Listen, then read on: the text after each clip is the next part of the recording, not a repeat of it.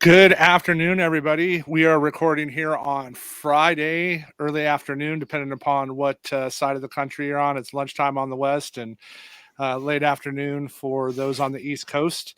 If you're listening to this on podcast, don't forget you can check us out on YouTube. We got lots of stats for you to look at that we're streaming. I'm with the infamous Mike Johnson this week, the Sunday Crunch captain, the Sunday Slate captain, and GPP Ninja. Welcome, Mike. How you doing, sir? Doing well yourself? Doing good. It's I'm down in southern Arizona right now. I'm actually down by like Tombstone. Okay. So we're down here before we go out to Texas after the first of the year, but it was really cool. I went and checked out Tombstone, and they have like all the historic stuff preserved, and a lot of the buildings still have the original floors and structures to them. It was pretty cool to see how they preserved a bunch of the stuff there. I mean, like the sidewalks in like the main downtown are still made out of wood. Oh, really? Yeah, it was neat. It was that's interesting. Yeah, and they really preserved it and a lot of history, and it's not huge by any means, but to really think about like, that was such a boom town and what was going on there. It was, if you like history at all, it's a cool spot to see. Right. Yeah, a lot there for sure. Yep. So this week we have 5 games. We got the Browns and Texans. We have the Hawks and Rams, Dolphins at Niners, Chiefs at Bengals, and the Chargers at Raiders. We got a really nice afternoon slate overall too. I really like some of the games that are on there, and should be hopefully some fireworks. But we're gonna start off with here. We recorded this morning, and we were talking about the revenge narrative with AJ, going back this week, to play his former team. And we're going to lead right off into that. You talk about right away, and we're already starting to see it, a bunch of ownership for Deshaun, right? First came back, it's against the Texans. Walk me through how you want to go at this game, especially with the Browns having such a high team total because of how bad the Texans have been against the run. How do you tend to approach this game, and where is, if any, chalk going to be comfortable for you here?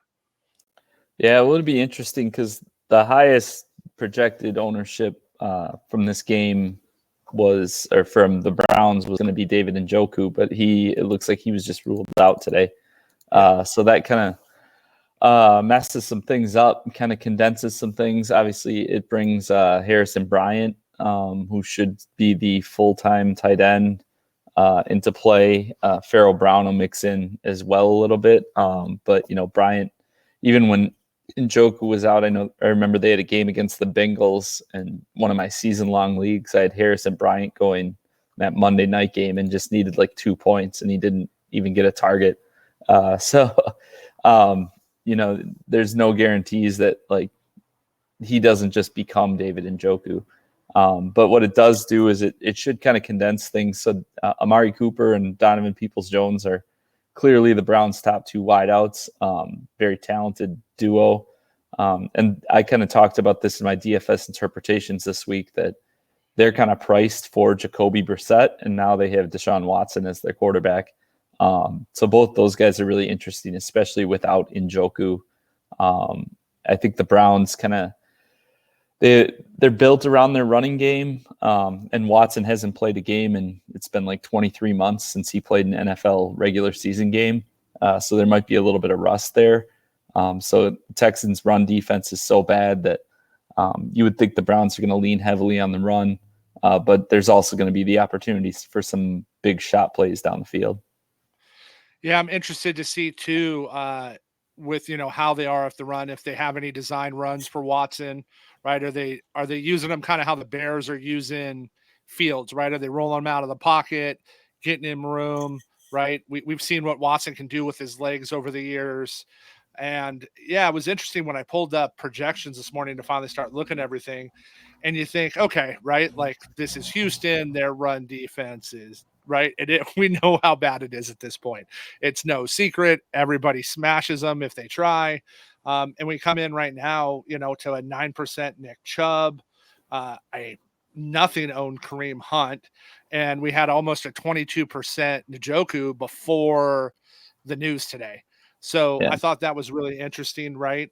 Well, Well, it all And, comes down to pricing. So like even Chubb, like he's the type of guy that he's going to have a good game. Like from just like a raw like fantasy points, like it would be really surprising if he doesn't at least have like a 15 to 20 point game. The issue is he's 8K, and even with all his big games this year, he hasn't really gone over like 30 points at all. So he's had a lot of like 25 to 30 point games, but it's just those games obviously are good, but at his price tag with all the other options on the slate, it's hard to pull the trigger there. yeah, I can understand that. And I was surprised mostly by how low Peoples Jones is, right? Like Yeah. for the work he's got, like as you said, he's still priced right? He's still right around 5K, if I recall correctly. Yeah. And I think he's just a hair under. Like I think it was like 4,900 bucks. Yeah, But 49. he's like, yeah, so right, and he's 2% owned right now. So right, obviously this is going to go up a little bit as we get closer. But man, what a cool way to stack, a 27 point team total, which did on this slate is the second highest total next to KC. Right. That's an interesting way to go about it, especially if we see, even though Chubb's at his price, right, at 8K, is he going to get you 32 to 40, which, I mean, you have to have, right? On this slate that, Hilo and I were talking about it on the pod before this, and I'm interested to hear your thoughts today. JM just talked about it already. This slate appears to be you're going to need 250 to 300 to get it done, and most likely 275 and up, as we start looking at where some of these games could really go. What are your thoughts about that on the point projections, and what do you think it's going to take to win this week? Yeah, I don't know that it will. So I don't know that it will get that high, just because most of these spots are priced appropriately. Like if you want to stack the Bengals, you want to stack the Dolphins, like it's going to cost you. So it's not like you can play all of these spots and expect to get these condensed points in each of the spots. So I mean, I'd be kind of surprised if we got up into that 275 plus range. But like for someone like Chubb specifically, like the issue with him is even if he hits, like that's just one spot again that you've hit. Whereas like if you were to attack like a Tua double or a Burrow double, like right, you've taken out 3 spots. So it's just much easier for you to maintain to get that that first thing right, and then to have a reasonable chance to get enough other things right to get up to that 230 to 250 range, which you're going to need, most weeks. It's interesting because we haven't had. It's actually one of the Oracle questions I wrote this week, just about how,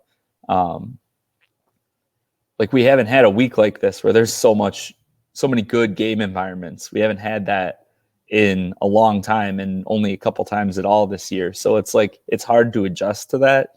And there's so much excitement, and a lot of people are thinking like, oh, it's going to be so crazy high scoring. But at the same time, it's more a matter of this is where correlated bets, betting on game environments, your roster construction, this is where you can really separate yourself, because I think a lot of people are going to try to get one piece of this team and one piece of this team and try to hodgepodge it together, because they don't want to, the FOMO of oh, I can't not have any players from this game.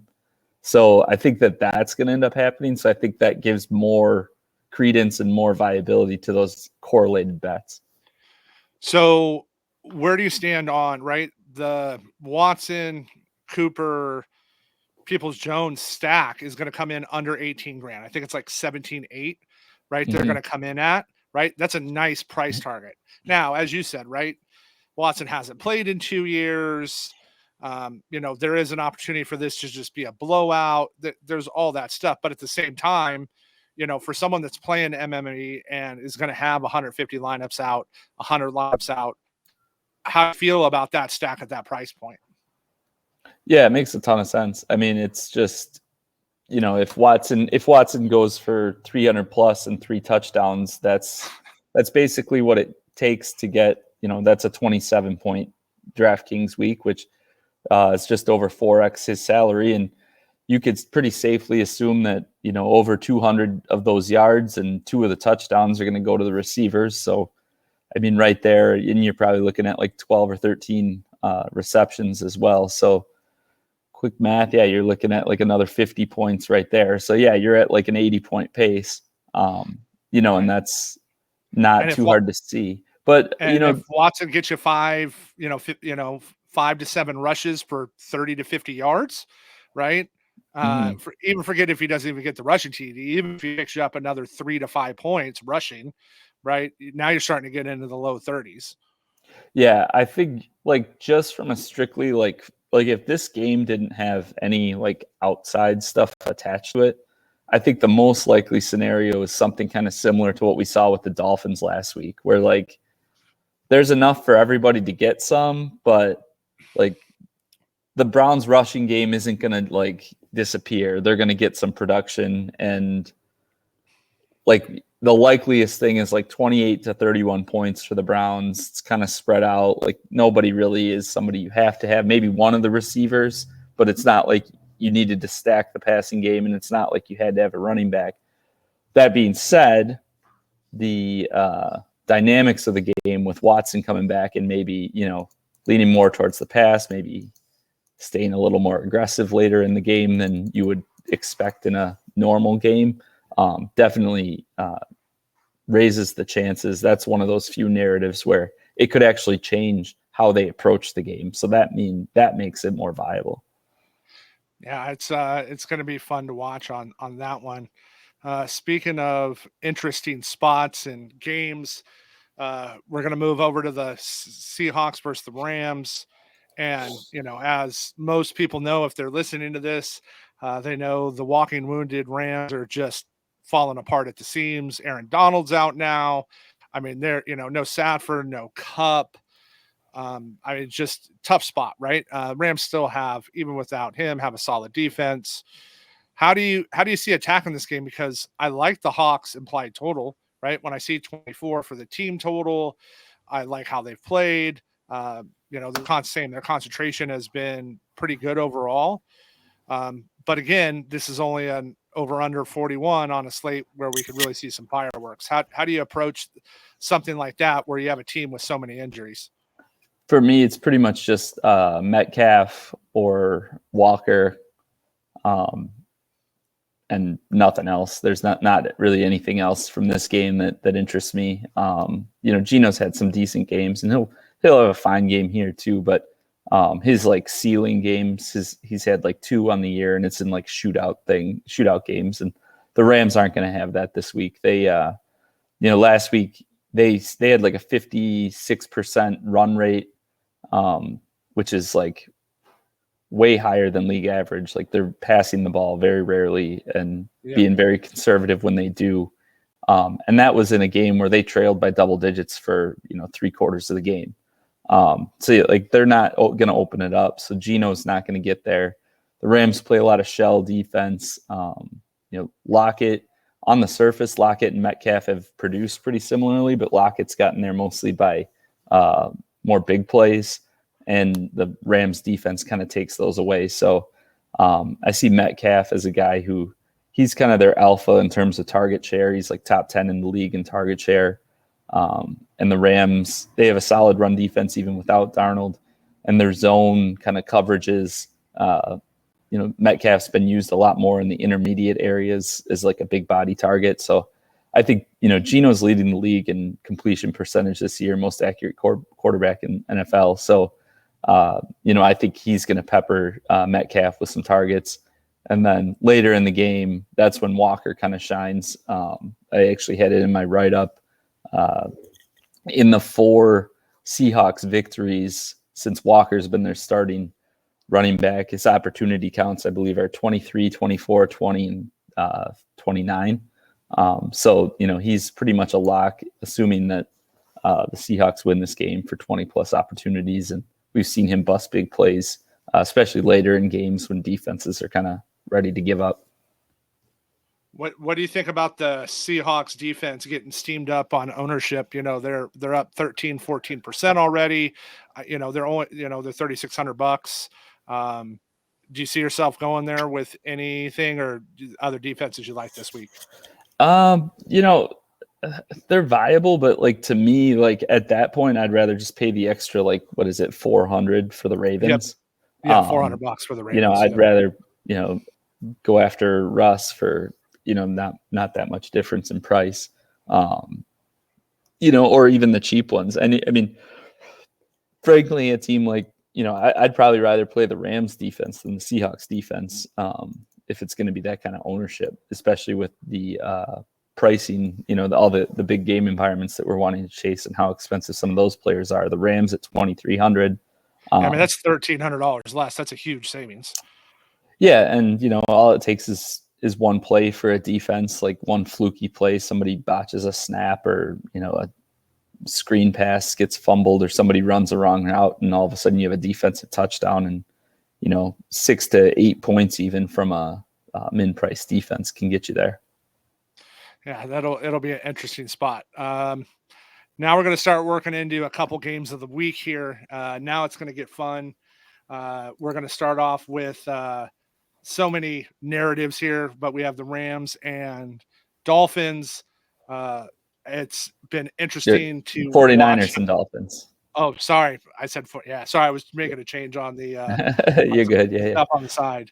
Good catch. But which is awful because the 49ers are my team. So we know what defense, you know, the Niners bring to the table. We've seen how it's gone. I'm really interested to watch as much as anything as the chess match between Shanahan and McDaniel, right? Mm-hmm. How, you know, they both know each other so well. They work together so long, and how they really think they're going to be able to scheme against each other. I think that's probably going to have the biggest impact on this game. Yeah. And to me, the advantage there goes definitely to McDaniel because, you know, he was working under Shanahan, and if you look at the Dolphins this year, you know, when McDaniel went there, everyone thought the running game, he's coming from San Francisco, it's going to, you know, this is how they play. And he has kind of been his own man. You know, he has done a great job. He has built his offense to his players' strengths. He leverages those strengths. He's not afraid to, you know, abandon ship. There's a clip, I actually linked it in my write-up, where he basically last week was like, you know what, I think I'm just going to throw the ball on every play this drive. On every play. I loved it. That was such and he a did great it. clip. And he did it. And it reminds me of, you know, in week 7, I believe it was, I was on the Chiefs big time. They were playing the 49ers in a similar spot. And the 49ers defense as a whole looks really good, but their run defense is kind of like their calling card. That's what's like elite. And we saw like last week, the Dolphins, they passed at like an 80% clip in the first half against that Texans run defense that's really bad. So like, I don't see any way that they're not like super pass heavy coming out against the 49ers. McDaniel knows that the 49ers defense is not one to be messed with. And like the 49ers pass defense, they got dusted by the Chiefs in that one game. Dusted, like ran off the field. Yeah, like, I mean, they gave up 40 plus points. Mahomes threw for 423 and 3 touchdowns, but that doesn't even tell the whole story because Hardman had 2 rushing touchdowns, which, you know, that's a receiver, which is basically like, you know, that it's passing game kind of usage. So, you know, and this is, you know, you look at the other outside of that game, you look at the other quarterbacks, the other passing offenses that the 49ers have faced. You've got Andy Dalton, Colt McCoy, Justin Herbert without Keenan and Mike Williams, Stafford twice, Mariota, Baker Mayfield, Russell Wilson, Fields in week 1 in that monsoon before they had become who they are now, and Geno in rain on a short week. So like they haven't played like anyone except for the one time they did, they got absolutely dusted. So, you know, I think the Dolphins are going to throw it upwards of 40 times. You know, and we know where it's going. Hill and Waddle are going to see a, you know, 50 to 60% of the targets. So like, to me, it's just like, I'll have one of Hill or Waddle in every lineup this week. And I think Hill might be the best play on the entire slate. So let's talk. Let's stick with Tua for a second. Talk about this, just so our listeners and the people watching this can really get a grasp of where we're at on Friday afternoon. Let me name the quarterbacks on the current slate that have more ownership than Tua. Okay, Projected Daniel, ownership. Projected right? ownership. Projected, right? Yeah, you're projected, right? We know it's there, but right when we're starting to look at this stuff, it matters when we're looking at it. But right, currently, Daniel Jones, Kyle Allen, Marcus Mariota, Bryce Perkins, Mike White, and then work your way up to real quarterbacks. Like that is crazy to me. And I will tell you this, as much as I'm a homer for my Niners, I am literally since a little kid a lifelong fan, grew up watching them.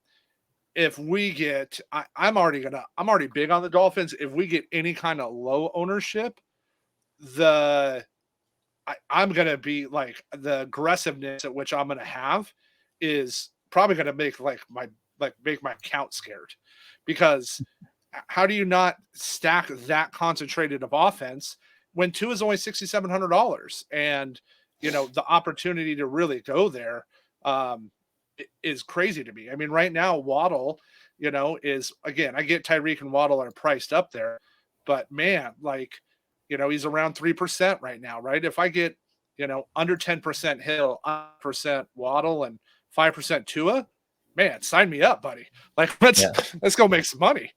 Right. Yeah. Yeah. It's, and that's where, there's a lot of sharp people obviously around DFS. So I feel like it has to get steamed up some, but also given the context of the slate, I don't know how high some of these guys can go. So yeah, I mean, it sets up as a spot that is definitely, people see the 49ers defense and, it scares them off, and I see the 49ers defense and it kind of gets me excited. So I think that, it's just a spot, like you said, it's like a GPP dream, where, I mean, if you get 40 plus pass attempts with their skill sets, it's going to be hard for them not to do some damage. So let's talk about the other side, right? So let's say they are throwing the ball 40 times and they are putting up those points. Can this game, while it's 46.5, right, all of a sudden do we see this game in the 60s, right, working towards that 70 number? And they've already shown, Jimmy will go out and throw the ball when they need to, right? He always has, right? Shanahan, when he's had to, he's had Jimmy throw the ball. Obviously, they have a ton of weapons there. How do you see yourself working in the 49ers side? Yeah, so it's interesting because, Elijah Mitchell's out. That's the other thing. So with Mitchell out, and then McCaffrey, it seems like he's got some knee stuff he's battling. So, McCaffrey I probably won't use, but I want him to be active and effective to help the game environment. But I think that, if Deebo Samuel, we haven't seen, he didn't practice yesterday, so that's got me a little worried. But, if he's able to play, I could see with Mitchell back out, I could see a vintage 2021 Deebo type game where he's seeing 4 to 7 carries, 6 to 8 targets, can make some big plays. His price has dropped a bunch. Otherwise, I think if Deebo is out or limited, Kittle might be the best tight end play on the slate. Last year when he was smashing and crushing souls and having 30-point games, that was when Deebo was out. And Ayuk is also viable. So, I think one 49ers piece definitely makes sense to have. And that's the thing is this game could go off because the 49ers, both sides, it has what we're looking for. It has explosive players, and that's what Garoppolo does is he gets the ball in their hands, and, the Dolphins run defense is very good as well. And without Mitchell and with McCaffrey banged up, they might have to throw it more themselves. So yeah, it's super interesting. Yeah, imagine getting this game and all of a sudden we had 80 plus passes between the two teams, right? If we see that, we're going to get some fireworks. Yeah. So that'll be a fun one to work and leverage off. And let's go to the game that everybody's been talking about all over Twitter, all over social, right? We got a rematch here, and we have the Cincinnati Bengals at the Kansas City Chiefs. I'm just going to let you start and tell me what you see going with this game, how you plan to, like, how you see we can stack it. What are your thoughts here? Yeah. So, obviously I think both teams know who they are. Both teams also are confident in their defenses. Their defenses are good, not great defenses, but they've been solid. But they're also realistic enough to know that like they can't just like come out and mess around and hope that like they can score 20, 24 points and that'll be enough. Like they need to hunt points from the start of the game. So both defenses are top 3 in the league in pass rate over expectation. And I'd expect both teams to come out relatively aggressively early on. When you've got that kind of explosiveness on both sides, you've also got a situation where neither team is going to be comfortable if either team gets a 14-0 lead. I mean, last year the Chiefs blew 21-7 lead and a 21-3 lead to the Bengals. So if they get a lead, like they're not going to slow down this time. And on the flip side, like the Bengals also aren't going to do that. We saw at the end of last year, the Bengals against the Ravens, and then when they had the comeback against the Chiefs, like they're going to keep going. So You've got that unique potential where not only does the game environment set up well, but it's hard to see a scenario where one team gets up and then it just like flatlines the whole thing. So that's what makes it really interesting to me. On the Kansas City side, I'm really interested in Isaiah Pacheco. He saw the most running back opportunity last week of any Chiefs running back this year. Clyde Edwards-Helaire is on injured reserve. McKinnon, I'm still trying to figure out if he practiced today, but he missed practice Wednesday and Thursday. So if he were out again, that gives opportunity. Maybe Pacheco even gets some more pass game work. So he's a nice cheap way to get exposure to this game, and doesn't look like he's getting much attention. But again, it's early. Like people can get steamed. So yeah, that'll be interesting. And then from the passing game, Juju Smith-Schuster, he's clearly their wide receiver 1. Yep. He had 20 targets in the 2 games before he was concussed in that Jacksonville game. And then last week they kind of just he just kind of played like a spot role. He didn't have his full allotment of snaps. And I guess that was to kind of just get him back in the mix and not risk him heading into this matchup. But he's the clear top receiver. And then obviously you've got Travis Kelce, who, you can play Kelce. If you play Kelce, you have to play Mahomes because it becomes like a free square. I talked about this in my edge interpretations too. In every game that Kelce has gone for 4x his salary, what his salary is this week, Mahomes has 30 plus points. So if you're playing Kelce, you might as well take the free square of another roster spot at 30 plus points. But Mahomes, he can get there. He's got 6 30-point games this year, and half of them are when Kelce was just kind of like a meh game, like didn't really separate. So you can go Mahomes, no Kelce, but you can't go Kelce, no Mahomes is kind of the rule. So how do you feel on the other side of the ball? How do you feel with Mixon and Chase coming back? Where are you at with Mixon, and how do you work that? So it's interesting. Again, you look at like early week projections and stuff, and it's Friday, but it's early relative to Sunday, right? So it's interesting to me because, like, if I'm seeing this right, it looks like the receivers for the Chiefs are actually going to be a little bit lower owned. Yep. So it's interesting because like Hayden Hurst is probably going to be like equal to or more owned than the receivers, but like his role is going to be very different with everybody back. I'm not really interested in Mixon. I think Pirine did really well in Mixon's absence. So I think he will, and we've seen this multiple times. We just talked about Juju in the first game back after a concussion. A lot of times teams are extra cautious. They don't, if a guy gets that second concussion on top of another one, like he's probably going to miss like a month. So, I don't see Mixon being like that full-time feature back that we saw. So if he plays, I won't have interest in the Bengals backfield. If he doesn't play, I think P. Ryan's one of the best plays on the slate. Also, if Mixon doesn't play, then I think like the Bengals passing game is just like wheels up. Tyler Boyd's really interesting to me. I think people kind of relied on him when Chase was out, thinking more opportunity, and this guy, he can have a big ceiling. But really, his two best games, he's got 2 games this year where he had 100 yards and a touchdown. And both of those games were with Higgins and Chase on the field. And I think what you're seeing is when both those guys are on the field, they draw a ton of attention. Boyd's skill set isn't one where he's going to get 10, 12 targets in any situation. So for him, the best situation is a good game environment. He's getting his 6 to 8 targets, and he's getting he's the forgotten man from the opponent's standpoint. And I think at 5,300, he's a really interesting way. So I really like Burrow stacks with one of Higgins or Chase and Boyd.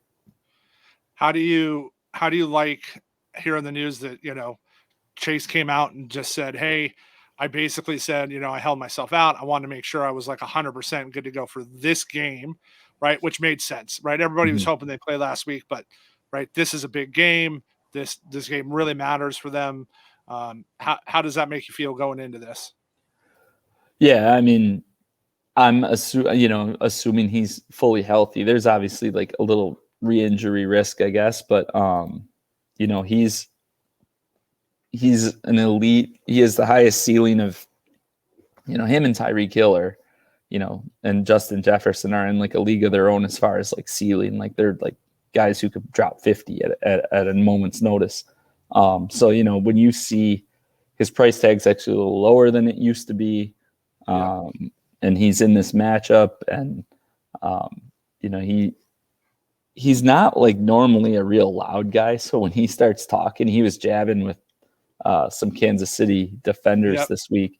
When he does talk, you listen, one of those sorts of situations. So, and on the flip side of that, like Higgins is a baller. He showed that. He had a monster game the end of last year when the Bengals had those couple huge games, week 16 and 17. Higgins was a big part of that. One of the games he had like 45 DraftKings points or something. Yeah, week 16 he helped all the guys, right? Yeah, you had to have him in best ball to make it to the finals, really. Yeah, they're both capable of that. It's just a matter of who's on the receiving end at the right time. And Chase obviously is, I think, more explosive player, but Higgins is more likely to get like a one-on-one situation where he can, where the defense lets him make a play, whereas Chase has to be really good to make the play, but he's capable of it. So yeah, I think both are very viable. Yeah, I'm interested to watch, and I'm sure we're going to see some big ownership projections change here as we go. And we're going to finish off here with the mighty battle of the Chargers and Raiders. Good, nice high game total for this. I was talking to Hilo about this earlier. I literally pivoted off Jacobs last second and put in Adams because I had the salary, and obviously that didn't go as well for me as it could have. I still had a solid week, but on my single entries, that would have been I would have Hulk smashed some stuff. If I would have just said, I'm okay, leave it $1,000 off the board, but I wasn't comfortable with that. So, right, we have, Eckler, Jacobs, right, which tie up tons of your salary, and then you got some of the cheaper price guys gaining a lot of attention like Foster, and Adams has shown when he's getting the targets what he can do. How do you approach this game, with as bad as the Chargers run D has been, as good as, the Raiders, been with Jacobs? Like, is this a game you can see getting some pivot off of with hopefully a little bit lower ownership? Yeah, I mean, it'll be interesting kind of to see how things shake out. If it gets like overlooked because the other games on the slate, there's a lot of weeks this year where this would have been like the game, right? Like everybody would have been all over it. But I mean, we've talked about it twice already with the Dolphins, well, 3 times with the Dolphins, the Browns, and then the Bengals and Chiefs game. Like, oh, well, these ownerships have to go up. Like, they can't all go up though. So, Right. it's an interesting spot.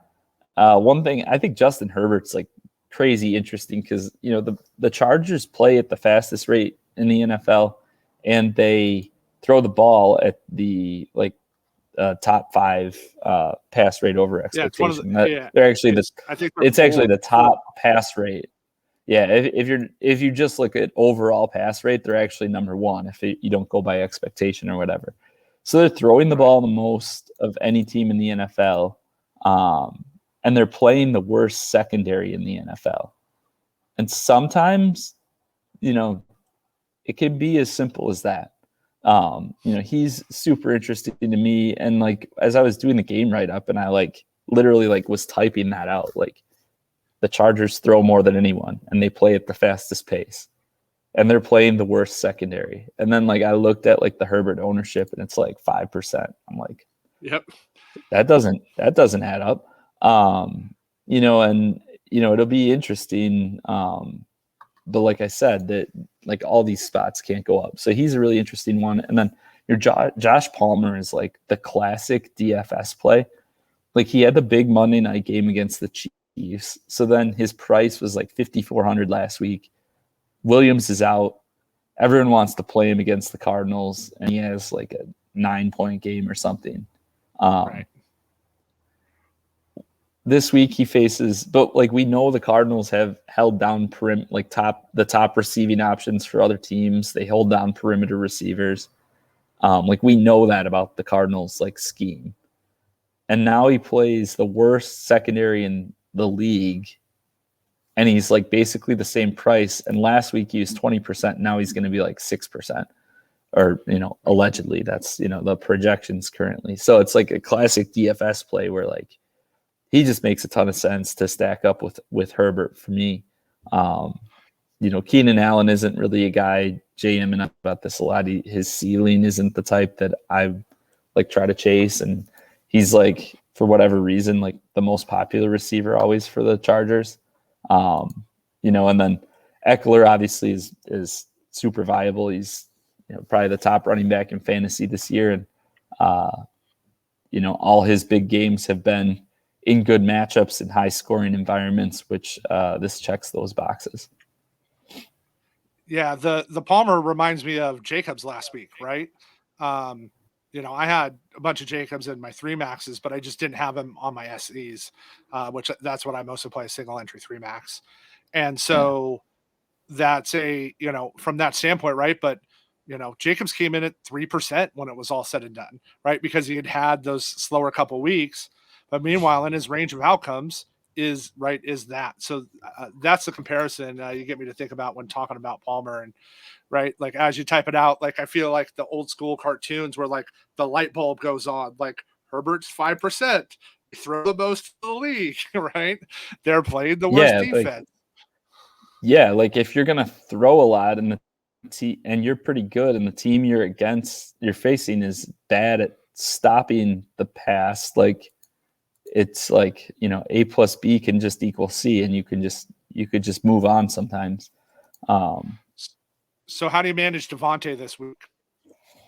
I think the Raiders, JM and I have been talking about this for weeks. That's kind of Adams and Jacobs. I keep having Raiders write-ups because I do all the afternoon ones because I do the afternoon only article. So I've had the Raiders for 6 of the last 7 weeks or something. And so in each of their last 4 games, Adams and Jacobs have combined for 67% or more of the usage for the Raiders. So it's by far the most concentrated offense in the league. And we've got, I think we're at 7 straight weeks now where one of them, the only game in the last, so the Raiders had that game against the Saints where Devontae had the flu and the whole offense just tanked. But if you just wipe that game out, so in the last 7 games, at least one of them has scored 30 points. So, it's kind of, you can just be like, I'm going to play one of them in every lineup, and you're set pretty well. And I don't think in this matchup, the Chargers have a bottom 3 run defense, and we saw Jacob smash last week. I'm assuming he's going to be at full strength just like he was last week. And Adams, he had a 30-plus point game week 1. I think he had 17 targets and just kind of destroyed this Chargers secondary. They've lost Bosa on a couple secondary players since then. So, both guys are in spots where there's not really anything that keeps them from having success. And I think the trend's going to continue. At least one of them is going to have a 30-point week. Interesting. As we finish up here, keep in mind our Discord is free. You can come over to 1 Week Season. There's a ton of information in there that you're able to see. You're able to see a bunch of these write-ups. We give access to all of that, and basically we're trying to teach you how to actually play DFS. That's why we're doing these versus just this is the play. Go play them, right? Getting you to understand game theory and how to go there.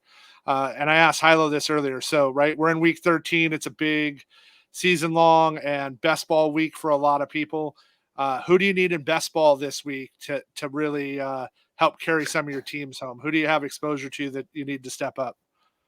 Well, like Dallas Goedert and David Njoku were like 2 of my biggest tight end stands this year, and both have been great, but both are now hurt. So I have a lot of lineups with both. So I've been kind of banking on Njoku being back now and kind of carrying us till Goddard gets there in the playoffs. But now that's kind of out the window, so that hurts. I've got a lot of the Dolphins exposure. I've got a lot of Jefferson was kind of my early.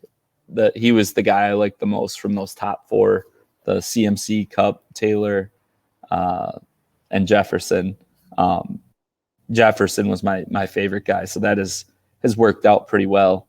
And I've got a lot of Browns. I had a decent amount of Watson, so I was looking through my teams, and I have a lot of Deshaun Watson on teams that are already in 1st through 3rd place. So he could kind of kick things into gear for me. Yeah, well, I have a fair amount to Watson. I talked about earlier, I need Fields to go. I have a ton of exposure to Fields. Him being healthy down the stretch here would be really good for me. I'm the same on Miami. Right early in the year, we were taking, Tyreek in the beginning of the 3rd.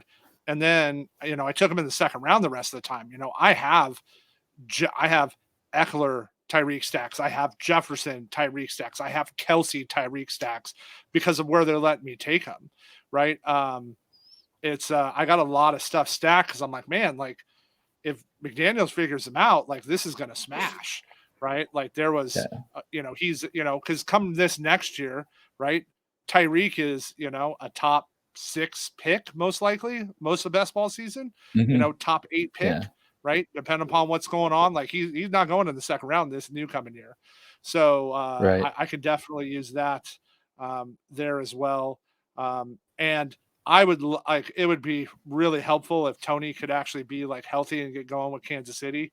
That would be lovely club the playoffs here for me. He's always, he's around just long enough to remind you what could be if he ever stayed healthy, and then he goes away again. Yeah, it's I used it just tantalizes you. Yeah, right. I used a funny example of walking in, to a club with a bunch of dollar bills in your hand, and all you want to do is go throw them on stage, but then you leave disappointed. So that's how I feel with Tony, right? I'm just it looked good from far away, but once we got finished up, it wasn't really good for me. So I said that to somebody earlier. So one of the things too, yeah. One of the things too, keep in mind, Mike does a really awesome Sunday afternoon lineup for those looking to play, and the advantages there that are available to our members that are part of Inner Circle. So come check us out. And if you're listening to this on podcast at 1.5, you can come see our pretty faces on YouTube. And hope everybody does well, getting ready to get in the playoffs and season long this week, and run pure DFS.